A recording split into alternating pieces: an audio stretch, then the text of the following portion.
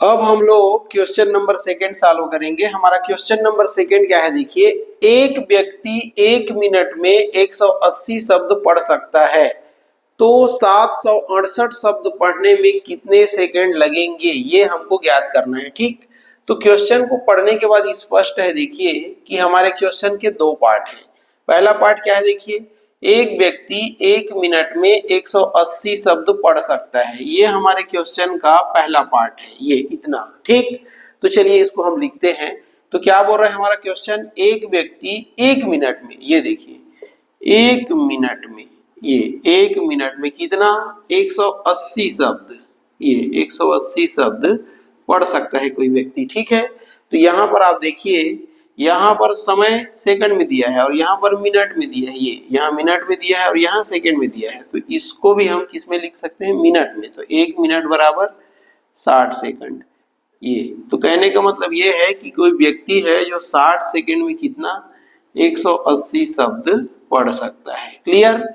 अब अपने क्वेश्चन के सेकंड पार्ट में चलते हैं। तो सेकंड पार्ट क्या है, देखिए, तो 768 शब्द पढ़ने में कितने सेकंड लगेंगे। तो ये देखिए 768 शब्द जब कोई व्यक्ति पढ़ेगा तो कितना सेकंड लगेगा, तो नहीं पता हमको, इसलिए यहाँ मानेंगे हम लोग कि 1 सेकंड लगेगा। कितना लगेगा, 1 सेकंड। ये इसको हम क्या कर रहे हैं, मान रहे हैं। ये तो यहाँ पर आप देखिए, जैसे जैसे समय बढ़ते जाएगा वैसे वैसे पढ़े जाने वाले शब्द भी बढ़ते जाएंगे। ठीक, तो यहाँ पर देखिए समय एक राशि है और शब्द जो है दूसरी राशि है। तो यहाँ पर दो राशियां हैं, एक राशि क्या है, समय, और दूसरी राशि क्या है, शब्द।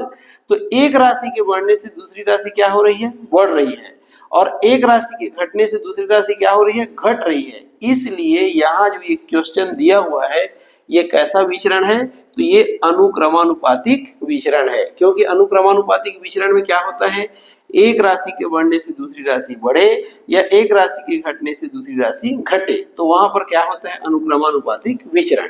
तो चलिए अब हम लोग इस क्वेश्चन को सॉल्व करना स्टार्ट करते हैं।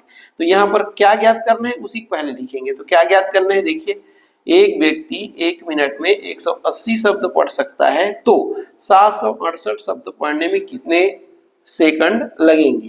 तो लिखेंगे यहाँ पर, माना ये 768 शब्द ये पढ़ने में कितना, x, ये देखिए x सेकंड ये लगेंगे।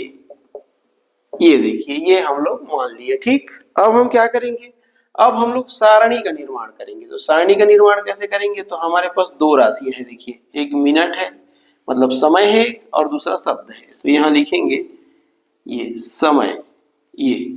ठीक, तो समय किस में दिया है, सेकंड में दिया है, ये किस में दिया है, सेकंड में, ये, और दूसरा क्या है हमारा, शब्द है, ये देखिए। तो ये हमारा बन जाएगा सारणी, ये। क्लियर। अब अपने क्वेश्चन को पढ़ेंगे और ये सारणी को पूरा करेंगे। तो ये देखिए, एक व्यक्ति 1 मिनट में, 1 मिनट मतलब 60 सेकंड में कितना, 180 शब्द है, तो ये शब्द में क्या लिखेंगे, 180। तो ये देखिए, कोई व्यक्ति है जो 60 सेकंड में कितना, 180 शब्द पढ़ सकता है। तो ये एक अपना कॉलम कंप्लीट हो गया। अब दूसरा बनाएंगे। तो आगे क्या बोल रहा है, 768 शब्द पढ़ने में कितने सेकंड लगेंगे। तो ये शब्द के लाइन में 768 को लिखेंगे और कितना समय लगेगा उसको माने हैं, तो यहाँ पर लिखेंगे x को। ये देखिए, ये क्लियर हो गया। तो यहाँ पर अब सारणी से स्पष्ट है, देखिए कि ये क्या है, आपका समय है, किसमें, सेकंड में। तो ये देखिए 60 सेकंड में कितना शब्द पढ़ा जाता है, 180 शब्द, ये ऐसा संबंध है ये। और एक सेकंड में कितना पढ़ा जाएगा, 768, ये ऐसा संबंध है। क्लियर है। तो अब हम लोग लिखेंगे ये सारणी के अवलोकन, ये अवलोकन से स्पष्ट है, ये स्पष्ट है कि हमारा दिया गया प्रश्न किससे संबंधित है, अनुक्रमानुपाती ये विचरण, ये विचरण से क्या है, संबंधित है। ये देखिए संबंधित है। क्लियर। अतः कहां से? सूत्र से। तो सूत्र क्या होता है अनुक्रमानुपाती विचरण का? तो ये होता है x1 बटे y1 बराबर x2 बटे y2 होता है। ये देखिए तो x1 y1 क्या है? तो ये देखिए ये x1 है और ये y1 है, ये x2 है और ये क्या है? y2 है। क्लियर। ये क्या है आपका x1, ये क्या है आपका y1, ये क्या है आपका x2 और ये क्या है आपका y2। क्लियर। तो अब मान को रखिए तो ये देखिए x1 का मान क्या है 60, ये y1 का मान क्या है 180, x2 का मान कितना है देखिए x और y2 का मान कितना है 768। अब इसकी जरूरत नहीं है, इसको आप चाहे तो मिटा सकते हैं। अब इसको आप सॉल्व करेंगे। ठीक, इसकी जरूरत नहीं है आपको। ये देखिए इसकी कोई जरूरत नहीं है, ये इसकी जरूरत नहीं है आपको। अब तिर्यक गुणा कीजिए ऐसा तो क्या हो जाएगा देखिए ये x गुना 180 बराबर क्या हो जाएगा इसका इससे हो जाएगा तो ये हो जाएगा 60 गुना 768 हो जाएगा ये। तो ये x बराबर क्या हो जाएगा 60 गुना 768 बटे 180। ये इससे कैंसिल हो गया तो x बराबर आ गया 6 गुना 768 बटे कितना 18, 6 कम 6 6 3 18। तो x बराबर 7 6 8 बटे 3, 3 एकम 3 3 दूनी 6, एक बचा 3 पंचे 15 3 छक्के 18। तो x बराबर 256 आ गया। ये देखिए तो ये x यहाँ का मान है तो ये इसके सीध में देखिए समय किसमें है सेकंड में, इसलिए यहाँ पर लिखोगे ये इतना सेकंड। अब इसको आप दूसरे तरीके से भी लिख सकते हो। अगर आप क्या करेंगे इसको आप 60 से अगर भाग दे देते हैं ये देखिए तो क्या हो जाएगा 60 से भाग देने से तो ये हो जाएगा 2 तिया 2 शून्य, 2 एकम हो जाएगा और उसके बाद क्या हो जाएगा 2 दूनी और 2 अट्ठे हो जाएगा। ये देखिए ठीक, फिर घटाइए 2 एकम 2 पंचे 2 छक्के 2 चौक कितना आया 64 बटे 15। अब इसको आप हल करेंगे 64 को क्या करेंगे भाग देंगे किससे 15 से, तो 15 चौक कितना होता है 60 होता है, घटाएंगे तो कितना आएगा इतना।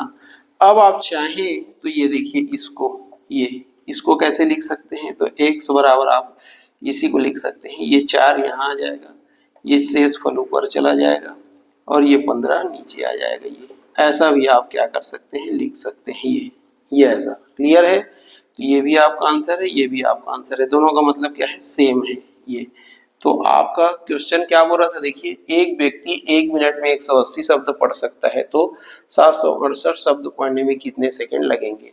तो यहाँ आप लिखेंगे अतः 768, ये अतः 768 शब्द ये पढ़ने में कितना 256 सेकंड ये देखिए लगेंगे। ये आपका क्या हो जाएगा आंसर हो जाएगा। क्लियर। ऐसे आपको सॉल्व करना है। ठीक, या फिर आप ये 256 सेकंड की जगह इसको भी लिख सकते हैं ये वाले को। ठीक, दोनों आपका आंसर होगा।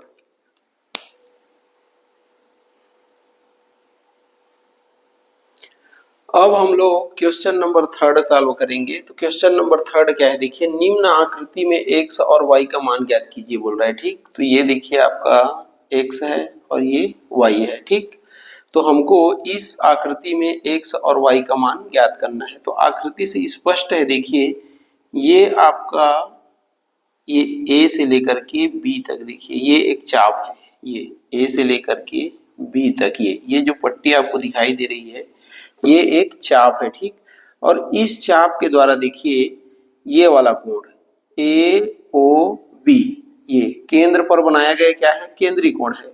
और इसी चाप के द्वारा देखिए ये AC और B ये कहां पर परिधि पर बनाया गया कोण है। ठीक, तो ये केंद्रीय कोण और परिधि पर जो बनाया गया कोण है किसके द्वारा एक ही चाप के द्वारा। ठीक, तो एक ही चाप के द्वारा यदि केंद्र पर और परिधि पर कोण बनाया जाता है ठीक तो ये दोनों में क्या होता है एक संबंध होता है। क्या संबंध होता है देखिए तो ये जो केंद्रीय कोण होता है ये कोण AOB ये AOB ये क्या होता है दुगना होता है किसका परिधि पर बने कोण का, मतलब कोण ए सी बी का, 2 गुणा कोण ए सी बी ये। तो ए और बी का मान कितना है देखिए, तो ये है 74 अंश बराबर 2 गुणा, अब कोण ए सी बी का मान देखिए कितना है, ए सी बी का मान ये मतलब एक्स का मान ये कितना है, इसका मान x है, तो ये 74 ये बटे 2 हो जाएगा बराबर कितना हो जाएगा x, तो 2 एकम 2 तिया 6 और 2 सत्ते 14। तो ये देखिए x का मान कितना आ गया 37, ये x का मान कितना आ गया 37 अंश, ये क्लियर हो गया, x का मान कितना आ गया 37 अंश। अब देखिए यहाँ पर ये त्रिभुज किसमें, तो त्रिभुज ए ओ सी में, ये ए ओ सी में ये ठीक, ओ ए और आपका ओ सी क्या है, तो ये वृत्त की त्रिज्या है ठीक, तो ये भी त्रिज्या है और ये भी त्रिज्या है, तो त्रिज्या हर जगह क्या होता है बराबर होता है। तो ये देखिए ये भुजा और ये भुजा किसमें, ये वाले त्रिभुज में क्या है बराबर है, ये भुजा और ये भुजा इस त्रिभुज में क्या है इक्वल है, ये और ये, तो बराबर भुजाओं के सामने के कोण क्या होते हैं बराबर होते हैं, इसलिए कोण x बराबर हुआ किसका, कोण y का।